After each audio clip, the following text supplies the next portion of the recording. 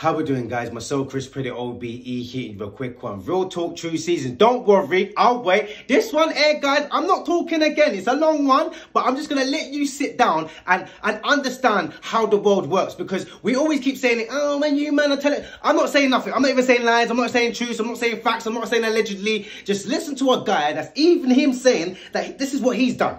It's not my words, it's his words. He's saying, this is what I've done, and this is what we do to run the world. Don't worry, I'll wait. Take a look at this.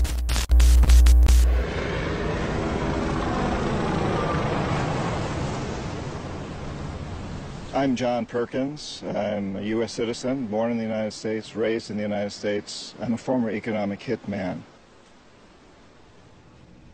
We work very much like some of the hitmen for the mafia because we're looking for a favor later. And mafia people have done this, and gangsters have done this for ages. We just do it on a very large level with governments, with countries, huge level. And we're much more professional. We do this in many ways, but perhaps the most common is that economic hitmen will identify a country that has resources our corporations covet, like oil. And then we arrange a huge loan to that country from the World Bank or one of its sister organizations. But the money never actually goes to the country. Instead, it goes to our own corporations to build big infrastructure projects in that country. Things that benefit a few very rich people in that country, as well as our own corporations, but don't help the majority of the people who are too poor.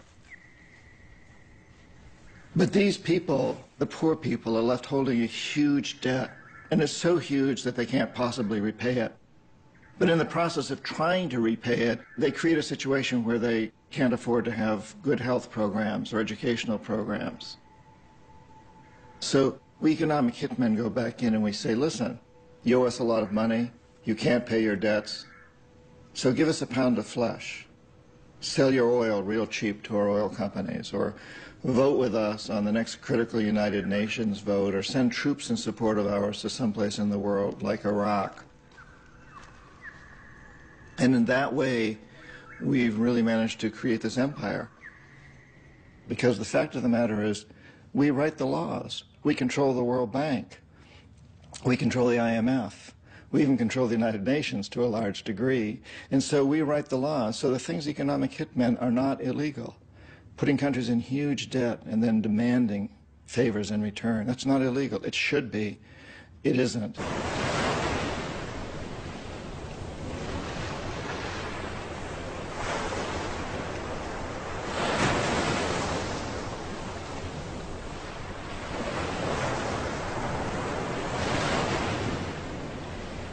One of the characteristics of an empire is that it enforces its currency on the rest of the world.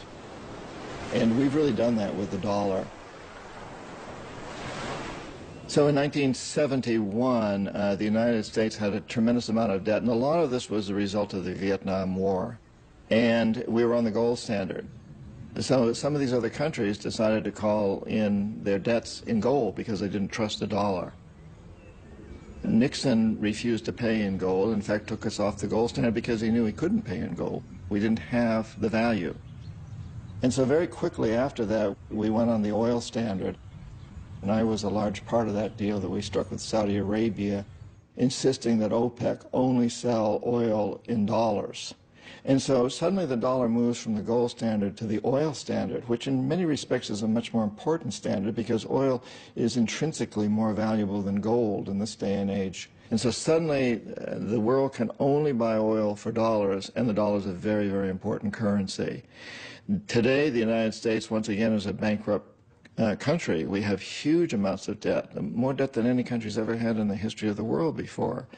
And if some other country to call that debt in a currency other than the dollar, we'd be in very, very serious trouble. Right now, they're only calling it in dollars because oil is the big commodity, and you can only buy oil in dollars. But Saddam Hussein threatened to sell oil for something other than dollars just before he was taken down.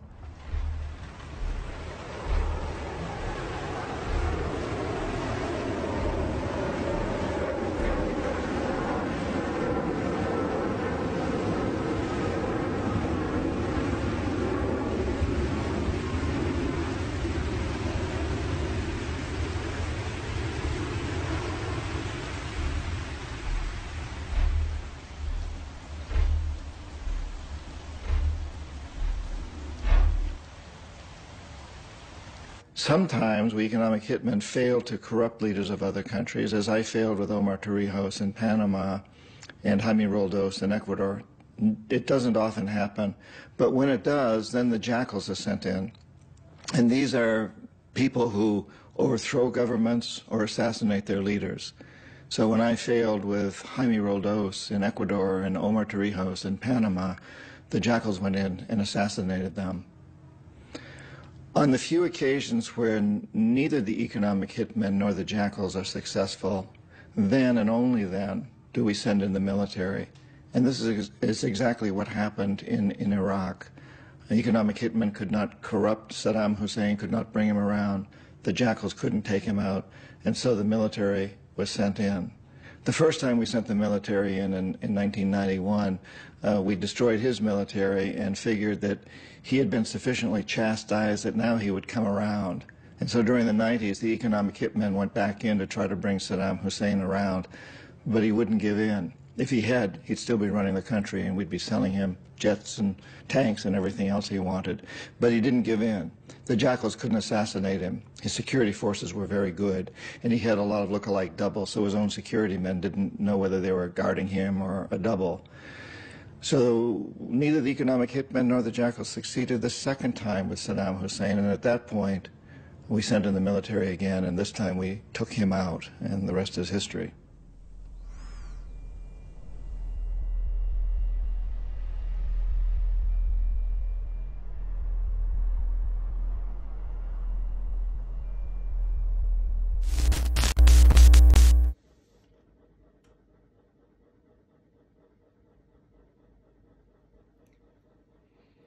Don't worry. I'll wait. I'm waiting. I'm not saying nothing. I'm not even saying nothing. I'm just letting you guys know that these are the kind of things that we see time and time and time again. And it gets smoke screened with other stuff that's going on in our lives. So they don't mind it when we're running around killing each other. They don't mind it when we're sitting there talking about gossip or Love Island or watching TV. This is the reasons why they love slapping up Netflix and all the rest of it. Because they don't really want you to see what's going on around the world. It's funny now all of a sudden there's certain things that we can't see from different countries and all the rest of it. They've shut it down. Yeah, we don't want you posting over there. We don't want you seeing what we're really doing behind closed doors.